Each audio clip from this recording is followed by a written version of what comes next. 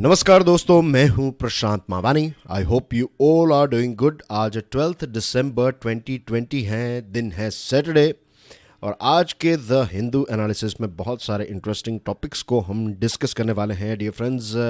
सबसे पहले तो एक motivational quote, start where you are, use what you have, do what you can. I am sure आपने बोमन ईरानी का नाम सुना होगा, आपने उनकी एक्टिंग भी देखी होगी। 3 इडियट में जो वायरस या फिर वीरू सहस्त्र बुद्धे बने थे, फिर लगे रहो मुन्ना भाई MBBS, और ऐसे बहुत सारे फिल्म्स जो हैं वो बोमन ईरानी ने किए हैं। तो ये जो कोट है, start where you are, use what you have, do what you can, मैं बोमन ईरानी का एग्जाम्पल लेकर आपको समझाना चाहता हूँ कि अगर आप उनके जीवन को देखेंगे तो आपको पता चलेगा कि सारी चीज़ें उनके पक्ष में नहीं थी, लेकिन फिर भी उनके पास जो भी था, जितना भी था, उसका उन्होंने मैक्सिमम इस्तेमाल किया। उन्होंने ये राह नहीं देखी कि मुझे जब लगे रहो मुन्ना भाई या फिर मुन्ना भाई MBBS फिल्म मिलेगी तब जाकर मैं एक्टिंग फिल्मों में करूँगा। उन्होंने थिएटर में काम करने की शुरुआत कर दी। उनके पास एक बहुत ही बेसिक सा वो कैमरा था, तब से उन्होंने फ़ोटोग्राफी की शुरुआत की। उनके जो ये फ़ोटोग्राफी और ये सारे करियर, उससे पहले वो एक ये एक दुकान चलाते थे। उनकी एक छोटी सी शॉप थी जिसमें वो गुजराती जो स्नैक्स हैं वो बेचा करते थे। तो बहुत ही जितने भी रिसोर्सेस थे उनसे उन्होंने शुरुआत की, और आज बोमन ईरानी का एग्जाम्पल हम यहाँ पर डिस्कस कर रहे हैं।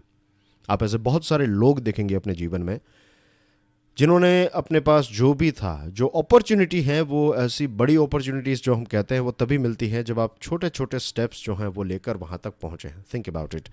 इसी के साथ डियर फ्रेंड्स, अगर आप UPSC प्रीलिम्स 2021 की प्रिपरेशन कर रहे हैं तो हमने लॉन्च की है एक टेस्ट सीरीज़। 14 दिसंबर तक 50% डिस्काउंट भी अवेलेबल है। इसमें आपको 40 टेस्ट्स मिलेगी। ज़्यादा इन्फॉर्मेशन के लिए विजिट करें ये वेबसाइट, दैट इज़ testiq.in। आज के लेक्चर की PDF को डाउनलोड करने के लिए checkout my Telegram channel. You can follow me on Facebook. Lecture को दूसरे स्टूडेंट्स के साथ शेयर ज़रूर करें। वीडियो पसंद आता है then hit the like button, और हमारी चैनल स्टडी IQ एजुकेशन को सब्सक्राइब करना ना भूलें। आज का पहला टॉपिक है democracy is sanctity. Times of India का ये आर्टिकल है। आपको पता होगा, अभी 1-2 दिन पहले की ही बात है कि प्राइम मिनिस्टर नरेंद्र मोदी साहब ने फाउंडेशन स्टोन सेरेमनी, शिलान्यास जिसको हम कहते हैं, कि किसी भी नई बिल्डिंग या फिर कोई ऐसी ऐतिहासिक अगर बिल्डिंग बन रही है, कोई इंपॉर्टेंट बिल्डिंग बन रही है, तो फिर उसका फाउंडेशन स्टोन रखा जाता है। हमारे देश में एक नई पार्लियामेंट बनाई जा रही है, सेंट्रल विस्टा, आपने नाम सुना होगा। तो ये जो पार्लियामेंट की नई बिल्डिंग है, फिलहाल सुप्रीम कोर्ट ने इसके ऊपर एक स्टे लगाया है। सुप्रीम कोर्ट ने कहा कि आप शिलान्यास कर सकते हैं, फाउंडेशन स्टोन सेरेमनी जो है वो कर सकते हैं, लेकिन कंस्ट्रक्शन का काम जो है वो जब तक सुप्रीम कोर्ट से ग्रीन सिग्नल नहीं मिल जाता तब तक आप आगे काम नहीं बढ़ा सकते। उसके साथ जुड़े हुए कुछ एनवायरनमेंट के इश्यूज़ हैं। लेकिन आज का हमारा जो टॉपिक है वो ये नहीं है। हमारा टॉपिक ये है कि इस फाउंडेशन स्टोन सेरेमनी को एड्रेस करते हुए हमारे प्राइम मिनिस्टर नरेंद्र मोदी साहब ने यह बताया कि India has proved those naysayers wrong who had doubted whether democracy would be successful here. जब हमारा देश आज़ाद हुआ तब बहुत सारे लोगों का कहना यह था कि भारत तो इतना डाइवर्स कंट्री है, यहाँ पर डेमोक्रेसी कैसे सक्सेसफुल हो सकती है। लोगों की अलग भाषाएं, अलग विचार, अलग फूड हैबिट्स, अलग कल्चर, बहुत सारी चीज़ें अलग है। ये देश जो है वो भले ही फ़िलहाल डेमोक्रेसी को अडॉप्ट करे, कुछ सालों में ये देश जो है वो ये जो एक गलती जो है, ये अलग अलग राज्यों में अलग अलग देश बन जाएंगे, और उसके बाद हम चाहें तो फिर से इनको कंट्रोल भी कर सकते हैं। ऐसा बहुत सारे लोगों का कहना था, लेकिन ये सारे लोग जो हैं वो रॉन्ग प्रूव हुए, क्योंकि डेमोक्रेसी जो है उसका हार्ट है डायलॉग। मेरे और आपके बीच में अगर मतभेद है, आपका कुछ अलग कहना है, मेरा कुछ अलग कहना है, राइट, हमारे एक ही चीज़ को लेकर अलग व्यू पॉइंट है, तो इसका मतलब ये बिल्कुल नहीं है कि हम झगड़ा करें। हम डायलॉग के माध्यम से, एक दूसरे के साथ बातचीत के माध्यम से प्रॉब्लम को सॉल्व कर सकते हैं। और दुनिया का कोई भी प्रॉब्लम, आज का ज़माना जो है उसमें आप कह सकते हैं कि दुनिया के सबसे बड़े बड़े प्रॉब्लम्स जो हैं वो टेबल के ऊपर आप सॉल्व कर सकते हैं। अगर 2 पार्टीज़ टेबल तक पहुंच जाएं और दोनों अगर ये इरादे के साथ काम करें कि ये प्रॉब्लम को सॉल्व करना है, तो वो एक अपने आप में एक बहुत ही अच्छी शुरुआत है। एंड आई एम श्योर बहुत सारे, चाहे वो पर्सनल इश्यूज़ हों, राइट, हस्बैंड वाइफ के बीच में, दो दोस्तों के बीच में, दो फैमिलीज़ के बीच में, या फिर दो राज्यों के बीच में, दो देशों के बीच में, ये सारे इश्यूज़ जो हैं वो हम डायलॉग के माध्यम से सॉल्व कर सकते हैं। मुझे आज जब मैं आपसे ये बात कर रहा हूँ तो मुझे वो बात याद आ गई जब सुषमा स्वराज जी ने डोकलाम का जो इश्यू हुआ था 2017 में, उस टाइम पर ये बताया था कि युद्ध को बंद करने के लिए भी बातचीत आवश्यक है, तो क्यों ना हम युद्ध से पहले ही बातचीत करके प्रॉब्लम को ही सॉल्व कर दें। इतनी ताकत है बातचीत में कि आप युद्ध को टाल भी सकते हैं और युद्ध को रोक भी सकते हैं, दैट इज थ्रू डायलॉग। और ये डिस्कशन, ये डेलिब्रेशन के लिए, नए लॉज बनाने के लिए हमारे पास है पार्लियामेंट। पार्लियामेंट में हमारे रिप्रेजेंटेटिव्स जो हैं वो बातचीत के माध्यम से, डिस्कशन के माध्यम से ऐसे रूल्स एंड रेगुलेशंस बनाते हैं जो हम सब के काम आए, हमारे जीवन में पॉजिटिव इम्पैक्ट लाए। अब ये जो नई पार्लियामेंट की बिल्डिंग बन रही है, उससे हमारी यही आशा है कि बहुत सारे ऐसे इश्यूज़, बहुत सारे प्रॉब्लम्स जो आज हमारे देश में हम फेस कर रहे हैं, इन सारे प्रॉब्लम्स के सॉल्यूशन जो हैं वो हमारे देश की ये जो डेमोक्रेसी है, लोकतंत्र जो है, उसका मंदिर यानी कि हमारी पार्लियामेंट जो है, ये सारी चीज़ों को मीनिंगफुली डिस्कस करके ये सारे प्रॉब्लम्स को सॉल्व करने के लिए कुछ ना कुछ स्टेप्स उठाएगी। आपको पता है कि आधार कार्ड या फिर इलेक्टोरल बॉन्ड्स जैसे कुछ इम्पोर्टेंट बिल्स जो हैं उनको मनी बिल्स का नाम देकर उनको फटाफट पास किया गया। शॉर्ट सर्किट जो हैं वो एक बहुत बड़ा खतरा है। कई लोगों की डिमांड ये भी रहती है कि चाइना ने इतनी तरक्की इसलिए की क्योंकि चाइना की जो सरकार है उसको किसी को भी जवाब देने की आवश्यकता नहीं है, तो हमारे यहाँ पर भी अगर ऐसे सिचुएशन हो तो हम फटाफट फाइनेंशियल या फिर इकोनॉमिकल ग्रोथ कर सकते हैं। देखिए, ग्रोथ और डेवलपमेंट अपने आप में बहुत ही अलग चीज़ है। आपके पास, आपने कई ऐसे परिवार देखे होंगे कि उनके पास बहुत सारे पैसे हैं, right, they are very rich in terms of money, they are very rich, लेकिन उस परिवार के लोग जो हैं उनमें ना तो एजुकेशन है, ना तो कोई क्लास है। देखिए, क्लास जो है वो आपके पैसों से डिसाइड नहीं होता। आप किस एरिया में रहते हैं, कितनी महंगी बिल्डिंग में रहते हैं, that will not define your class. Your attitude, your behaviour, right, आपकी फैमिली वैल्यूज़, ये आपके क्लास को तय करती हैं। तो बहुत सारे ऐसे परिवार होते हैं जिनके पास बहुत पैसा है, लेकिन उनका बिहेवियर अगर आप देखेंगे तो लगेगा कि ये तो एकदम they are very poor in terms of attitude, in terms of character. तो किसी एक देश ने 8% 10% से अगर ग्रोथ किया है पिछले 20-30 सालों से, तो इसका मतलब ये बिल्कुल नहीं है कि वो देश जो है उसको हमें कॉपी करना चाहिए। ग्रोथ जो है ये क्वांटिटी के साथ जुड़ा हुआ है, डेवलपमेंट जो है वो क्वालिटी के साथ जुड़ा हुआ। और अगर आप तानाशाही हैं या फिर चाइना में जिस प्रकार से एक पार्टी का राज है, उसको डेमोक्रेसी के साथ कंपेयर कर ही नहीं सकते। मेरा ये पर्सनल मानना है, क्योंकि डेमोक्रेसी में जो लीडर्स होते हैं वो बहुत सारे चैलेंजेस को बातचीत के माध्यम से, प्रॉब्लम सॉल्विंग के माध्यम से चीज़ों को सॉल्व करने की कोशिश करते हैं। वहाँ पर तो आपको किसी को जवाब देने की आवश्यकता ही नहीं है। तो अगर आपने ये ग्रोथ किया है तो भी मैं मानता हूँ कि आपका ग्रोथ इतना कोई खास नहीं है, क्योंकि डेमोक्रेटिक कंट्री लाइक इंडिया, हमारे देश में डेमोक्रेसी और इतने सारे हर्डल्स होने के बावजूद भी अगर हम 7% 8% ग्रोथ को क्लॉक कर रहे थे, तो अपने आप में ये एक बहुत बड़ी बात है। अगर जस्ट इमेजिन कि यही सारी पॉलिसीज़ और इन सारी चीज़ों के साथ अगर आप डेमोक्रेसी को 5 साल के लिए हटा दें तो भारत 20-25% तक ग्रोथ कर सकता है, इज़न्ट इट? क्योंकि फिर आपको किसी को भी जवाब देने की आवश्यकता है। लेकिन जो नुकसान होगा, ग्रोथ होगा, डेवलपमेंट नहीं। तो ग्रोथ और डेवलपमेंट का फाइन बैलेंस है डेमोक्रेसी, और आज की दुनिया में, आज के ज़माने में डेमोक्रेसी की ही आवश्यकता है। ये लेटेस्ट फॉर्म है, बहुत पुराना भी है, लेकिन एक रिफाइंड, अपग्रेडेड डेमोक्रेसी जो आज हम देखते हैं, जो कंटिन्यूसली मैच्योर होती जा रही है, यही डेमोक्रेसी की दुनिया को आवश्यकता है। The failure to convene parliament's winter session, हमने पार्लियामेंट का विंटर सेशन भी कैंसिल किया है। तो जो एमपीज़ हैं उनको एजुकेट करना, उनको बताना कि क्या और देश का क्या प्लान है, ये सारी चीज़ें जो हैं वो एक अपॉर्चुनिटी मिस हो जाएगी। बहुत सारे देश जैसे कि जर्मनी, एंजेला मर्कल वहाँ के चांसलर हैं, बोरिस जॉनसन यूके, जसिंडा एड्रन ये हैं न्यूजीलैंड के प्राइम मिनिस्टर। तो इन्होंने पार्लियामेंट के माध्यम से अपना जो नेशनल प्लान है वो सारी चीज़ें अपने अपने देशों के सामने रखी। तो ये चीज़ हमें करने की आवश्यकता है, राइट। कोविड-19 को टैकल कैसे करेंगे, क्या स्ट्रेटजी होगी, ये सारी चीज़ें हम पार्लियामेंट में तय कर सकते हैं। तो विंटर सेशन जो कैंसिल किया है, इसका मीन्स ये this is not in line, ये जो हमें डेमोक्रेसी को मैच्योर करते जाना है, उस पॉइंट ऑफ व्यू से देखें तो ये अच्छा डिसीजन नहीं है। दूसरा एक आर्टिकल भी है आज हमारे टेबल के ऊपर, लेकिन उससे पहले एक दूसरे टॉपिक को डिस्कस करते हैं, ताकि ये एक जो एक कंटिन्यूएशन में अगर इसी टॉपिक को डिस्कस करेंगे तो फिर ये चीज़ें कंफ्यूज हो जाएगी आपके लिए। तो पहले ये कनेक्टिंग मोर पीपल, आपकी स्क्रीन के ऊपर STD-PCO, I am not sure कि आप में से आई थिंक 20+ आप में से बहुत सारे स्टूडेंट्स 20+ होंगे, तो आपने बचपन में आज से 10-15 साल पहले तो STD-PCO के बूथ्स को देखा होगा। वो 1 रुपये वाला वो टेलीफोन भी देखा होगा, जिसमें आप 1 रुपये डालकर फ़ोन कर सकते हैं। तो वक्त था जब मैं when I was a kid, ये हर जगह पर STD-PCO थे, और फ़ॉरेन कॉल करने के लिए you have to go to this place, जहाँ पर आप इंटरनेशनल कॉल कर सकते हैं। क्योंकि नॉर्मली जो टेलीफोन तो था घर पर, लेकिन उसमें वो फैसिलिटी नहीं थी कि आप इंटरनेशनल कॉल करें, और अगर इंटरनेशनल कॉल करते हैं तो फिर बातें कम, और जो वहाँ पर एक डिस्प्ले होती है उसके ऊपर नज़र ज़्यादा रहती थी, क्योंकि जैसे जैसे आप बात करते थे 100 रुपये, 150, 250, इस प्रकार से मीटर जो है वो फटाफट ऊपर जाता था।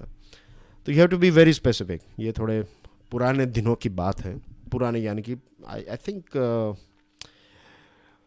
10 साल पहले या फिर 15 साल पहले की सिचुएशन, 15 ईयर्स के आसपास ऐसी चीज़ें थी। लेकिन STD-PCO ने चीज़ों को उस टाइम पर अगर देखें तो चीज़ों को काफ़ी सरल बना दिया, राइट। लोग एक दूसरे के साथ कनेक्ट कर पाते थे, एक दूसरे को कॉल कर पाते थे वाया STD। सेंट्रल गवर्नमेंट का एक प्लान है, prime minister wifi access network interface, PM वाणी स्कीम। PM वाणी स्कीम जो है, इसको कैबिनेट ने अप्रूव कर दिया है। इसका लक्ष्य क्या है? Bringing broadband internet to remote locations at minimum investment and giving subscribers the option of making small need-based payments to use it.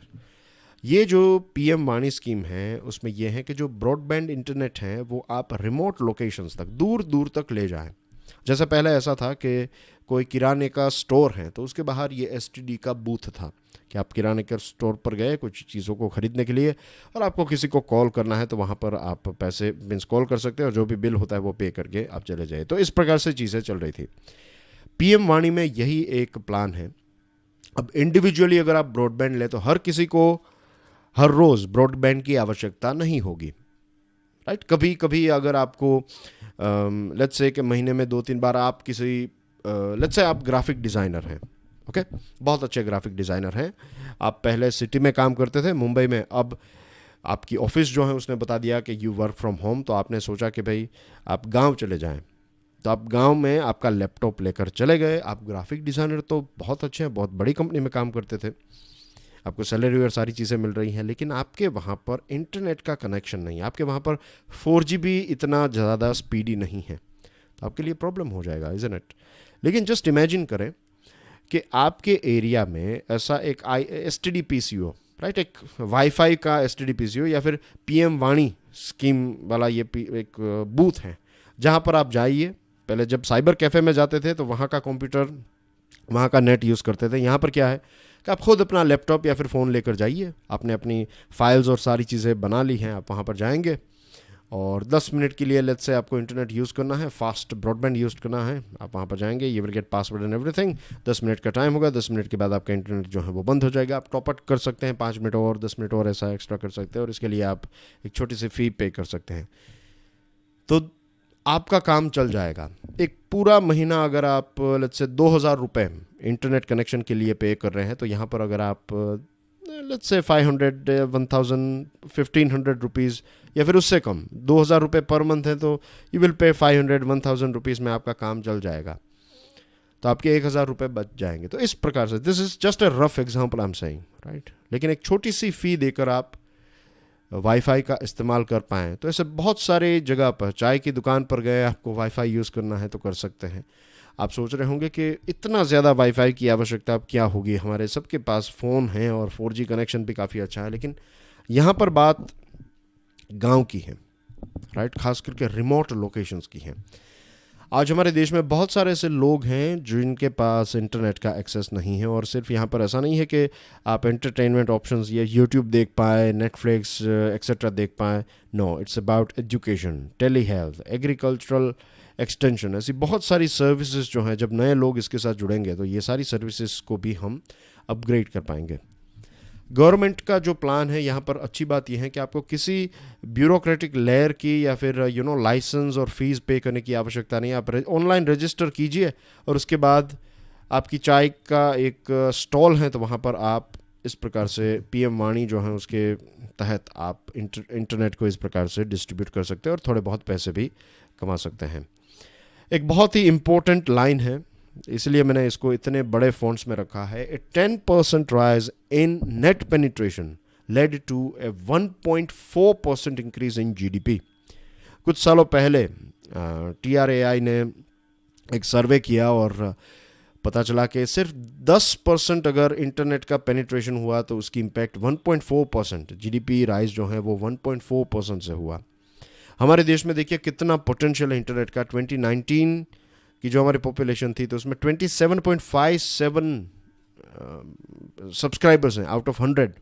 100 लोग हैं, उसमें से 27.57 के पास इंटरनेट का एक्सेस है। तो रूरल एरिया में इंटरनेट पेनिट्रेशन के इसका बहुत बड़ा पोटेंशियल है। फिर libraries, educational institutions, panchayat, small entrepreneurs, ये हर जगह पर आप ऐसी इकोसिस्टम तैयार कर सकते हैं और इंटरनेट जो है वो एक ऐसी चीज़ हो जाएगी जस्ट लाइक एयर, हर जगह पर अवेलेबल होगा। What the citizens aspects, citizens क्या चाहते हैं कि अच्छी सर्विस मिले, राइट, डेटा इंटीग्रिटी रहें, ट्रांसपेरेंसी रहें, साइबर अटैक्स और ये सारी चीज़ें ना हो, उनका डेटा का दुरुपयोग ना हो, ये सारी चीज़ें लोग एक्सपेक्ट करेंगे।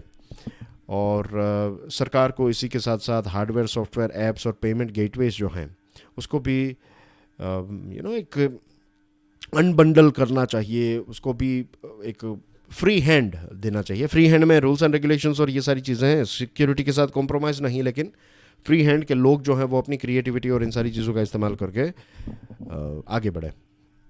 तो ये पूरी ecosystem, hardware, software, apps, payment gateways, ये सारी चीज़ें जो हैं वो हमारे देश में ही हम डेवलप करेंगे। बहुत सारी जॉब्स भी जनरेट होगी और जितना पेनिट्रेशन होगा उतना देश को ही फ़ायदा है। Executed properly, the public data offices, PDOs of PM Vanis can do what the PCOs did for the phone calls. जैसे PCOs ने एक इंसेप्शन था, PCO एक स्टार्टिंग पॉइंट था कि लोग दूसरे शहर में, दूसरे राज्यों में रहने वाले अपने रिश्तेदारों के साथ कनेक्ट करें। और आज हम वीडियो कॉल के माध्यम से, किसने सोचा था कि जब एक दिन आएगा जब हम फटाफट फ़ोन पर बात करके बंद कर देते थे क्योंकि उस टाइम पर बहुत ज़्यादा पैसे, आज फ्री है, nearly free, isn't it? Of course you have to do a recharge, लेकिन बहुत सारी स्कीम्स ऐसी चल रही है कि आप कितनी भी बात करें आपको पैसे नहीं देने हैं। तो फ्यूचर में वाईफाई और ये सारी चीज़ें जो हैं वो कितनी एक्सपांड होगी हम सोच भी नहीं सकते। Moving on to next item, pointing the finger at parliamentary scrutiny. एक बहुत इंपॉर्टेंट टॉपिक है। इससे पहले भी हमने इसी टॉपिक के ऊपर, नॉट एग्जैक्टली ये, लेकिन समथिंग सिमिलर था ये टॉपिक। तो ये जो फार्म बिल हैं, जो किसान का आंदोलन चल रहा है, तो रेगुलर स्टूडेंट्स, आपको एक बहुत ही इंपॉर्टेंट पॉइंट मैंने आपके साथ तो शेयर किया था, एक बहुत ही इंपॉर्टेंट आर्टिकल। मैंने कहा था ना आपको कि आई थिंक वही आर्टिकल था, मैंने कहा था 3 बार रीड कीजिएगा। Was it that one? I don't remember. Anyway, तो मैंने आपके साथ एक बहुत ही इंटरेस्टिंग आर्टिकल शेयर किया था और वो आर्टिकल ये था कि आज किसानों का जो आंदोलन चल रहा है उसके पीछे मेन रीज़न क्या है। उसके पीछे मेन रीज़न ये नहीं है कि बिल ये है वो है, मेन रीज़न ये है कि बिल को थरोली डिस्कस नहीं किया गया। तो क्या कोई इम्पोर्टेंट बिल जो हमारे देश की 50% से भी ज़्यादा पॉपुलेशन को अफेक्ट करने वाला कोई बिल है, उसको आप वॉइस वोट से पास कर देते हैं, ऑर्डिनेंस लेकर आते हैं, लोकसभा में फटाफट पास हो जाता है, राज्यसभा में वॉइस वोट से आप पास कर देते हैं, तो क्या ये अच्छी बात है? This is not right at all. इसीलिए आज किसान जो हैं, जो प्रोटेस्ट कर रहे हैं, उनकी डिमांड क्या है पता है? उनकी डिमांड ये नहीं है कि सरकार इसमें बदलाव करे, उनका कहना यह है कि इसको कम्प्लीटली आप रिपील करें। पहले तो आप इस बिल को रिजेक्ट करें, इसको डिलीट करें। उसके बाद अगर फ्रेश कानून की आवश्यकता है तो हमारे साथ डिस्कशन करके, दूसरे जो स्टेक होल्डर्स हैं उनके साथ बातचीत करके आप इस बिल को फिर से इंट्रोड्यूस करें। देखिए, एक अब फिर से बातचीत करना, इतना वक्त डैमेज होने के बाद इतनी सारी बातचीत, इतनी सारी चीज़ें करना, उससे अच्छा होता कि डैमेज ना हो, प्रिवेंशन के ऊपर काम करें रादर देन व्हाट वी से रिएक्शन, कि प्रिवेंट करने चीज़ों को, प्रॉब्लम्स ना हो। उसके लिए क्या क्या चीज़ें की जा सकती हैं। फिर प्रॉब्लम हो गया, उसके बाद उनको समझाना और ये सारी चीज़ें करना, दैट इज़ ज़्यादा एनर्जी का वेस्ट है। एक वेस्ट है, एक इन्वेस्टमेंट है। प्रोएक्टिव रहें तो इन्वेस्टमेंट, रिएक्टिव रहें तो है आपका waste. That's how it works. अब मुझे पार्लियामेंट के बारे में तो और ज़्यादा बताने की आवश्यकता नहीं है। अभी हमने एक टॉपिक डिस्कस किया, हम जानते हैं कि पार्लियामेंट कितना इम्पोर्टेंट है। दूसरी जो चीज़ है वो ये है कि अगर हम लोकसभा की बात करें तो लोकसभा के स्पीकर, और राज्यसभा की बात करें तो राज्यसभा के चेयरमैन के पास ये एक पावर है कि अगर उनके पास कोई बिल आता है, और इम्पोर्टेंट बिल, राइट, वो इम्पोर्टेंट बिल है या नहीं वो भी तय करने का पावर उनके पास है। तो वो तय करके अगर उनको लगता है कि चलो ये बिल जो है वो इम्पोर्टेंट है, तो वो फिर किसी भी कमिटी को ये बिल जो है वो दे सकते हैं, राइट। अब ये जो कमिटीज़ हैं, कमिटीज़ में एक्सपर्ट होते हैं। कमिटीज़ जो हैं वो अलग अलग स्टेक होल्डर्स को इनवाइट करके उनके व्यूज़ और सारी चीज़ों को सुनती हैं, पॉइंट्स नोट डाउन किए जाते हैं।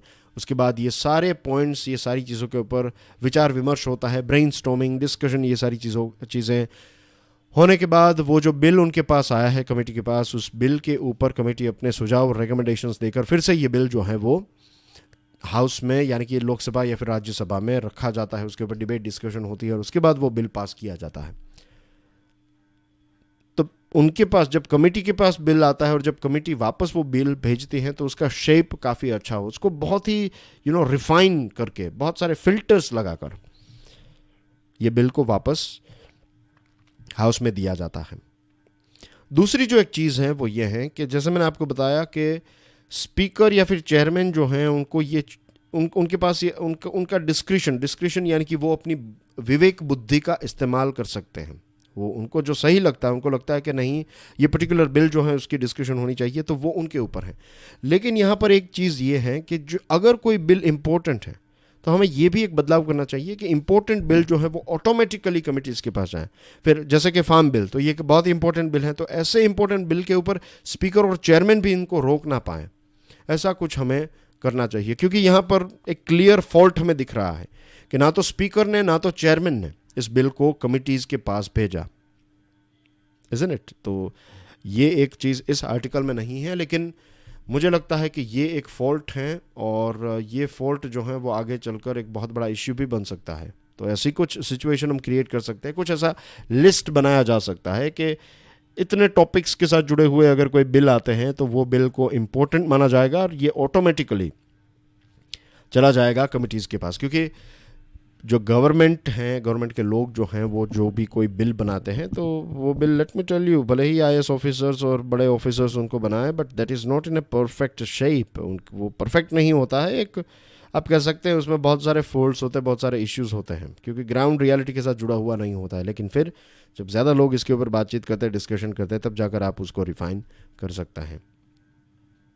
तो प्रिसाइडिंग ऑफिसर्स अपना इंडिपेंडेंट जजमेंट का इस्तेमाल तो करें ही या फिर कर सकते हैं, लेकिन कुछ ऐसे इंपॉर्टेंट बिल्स को ऑटोमेटिकली हमें उनके पास। और अब देखिए ये कोई नई बात नहीं है, 16th सेंचुरी से ब्रिटिश पार्लियामेंट में ये फैसिलिटी थी या फिर हैं। तब से लेकर जो भी इंपॉर्टेंट चीज़ें हैं वो कमिटीज़ के पास भेजी जाती हैं और रिफाइन होने के बाद वो बिल को लाया जाता है। हमारे देश में the protection of plant varieties and farmers rights bill 1999 में कमिटीज़ के पास, दोनों हाउसेस की कमिटीज़ के पास भेजा गया। फिर सीड्स बिल हैं, लोकपाल एंड लोकायुक्ता बिल, तो ये जब उनके पास गया तो सुषमा स्वराज जी ने बहुत सारे इंपॉर्टेंट पॉइंट्स इसमें ऐड करवाए। और उस टाइम की सरकार जो थी उन्होंने सुषमा स्वराज जी की तारीफ़ की और कहा कि उन्होंने काफ़ी सारे तो this is how it should be. और जैसे मैंने इससे पहले की डिस्कशन में बताया था कि कमिटीज़ जो हैं उसमें आपको पार्टी वाला माहौल देखने को नहीं मिलता। कमिटीज़ में हर कोई बिहेव अच्छा करता है। हमारे देश की ये एक प्रथा रही है, ट्रेडिशन रहा है कि कमिटीज़ में लोग जो हैं वो अपने अपने एक प्रकार के पॉलिटिकल पार्टी के जूते जो हैं वो घर के बाहर निकाल कर आते हैं। तो देश के हित के साथ जुड़ी हुई चीज़ें हैं यहाँ पर डिस्कस होती हैं। तो ये प्रथा को हमें बर्बाद नहीं करना है, राइट। अगर इस प्रथा को हमने बर्बाद कर दिया कमिटीज़ के पास, अगर हम बिल नहीं भेजेंगे तो फिर ये डेमोक्रेसी और सारी चीज़ें जो हैं वो डिस्ट्रॉय हो सकती हैं। ये आर्टिकल लिखा है एक बहुत ही इम्पोर्टेंट व्यक्ति ने जो लोकसभा के सेक्रेटरी रह चुके हैं। आज के द हिंदू में ये पूरा आर्टिकल आपको पढ़ने को मिल सकता है, लेकिन इसके इंपॉर्टेंट पॉइंट्स मैंने आपके सामने रख दिए हैं। What to expect when the vaccine rolls out. As we know कि यूके ने पहला देश ऐसा बना जिसने वैक्सीन देने की शुरुआत कर दी। तो जो पोस्ट कोविड वर्ल्ड है वो अब हमसे दूर नहीं है। एक वक्त था जब 10 साल से भी ज़्यादा वक्त लग जाता था एक वैक्सीन को बनाने के लिए, लेकिन अब हमने लगभग 9-10 महीनों के अंदर बना दिया। तो डेफिनेटली 2020 बहुत ही चैलेंजिंग रहा, लेकिन इसी के साथ साथ गोल्डन लेटर्स पर लिख सकते हैं कि जो इम्पॉसिबल था उसको हमने पॉसिबल बना दिया। अब प्रश्न है डिस्ट्रीब्यूशन का। ऑफ कोर्स कोरोना वॉरियर्स और सबसे ज़्यादा जो वल्नरेबल लोग हैं उनको पहले कोविड वैक्सीन दी जाएगी, लेकिन हमारे देश में लोग काफ़ी चतुर हैं, राइट। मामा जी को फ़ोन कर दिया, मामा जी पॉलिटिक्स में है तो आपका नंबर पहले आ जाएगा। आंटी आपके किसी पॉलिटिकल पार्टी के बहुत बड़े नेता है तो आंटी जी को फ़ोन कर दिया। तो ये सारी चीज़ें भी हमारे देश में हमें देखने को मिल सकती हैं। हमारे देश का लक्ष्य ये है कि 2021 ख़त्म हो उससे पहले 800 मिलियन लोगों को वैक्सीनेट किया जाए, इनोक्यूलेट किया जाए, ताकि हर्ड इम्यूनिटी को हम अचीव कर सकें। लेकिन हमारे देश में आज भी कोई वैक्सीन रोल आउट को लेकर ख़ास प्लान, डेडिकेटेड प्लान जो है वो हमारे सामने नहीं आया है।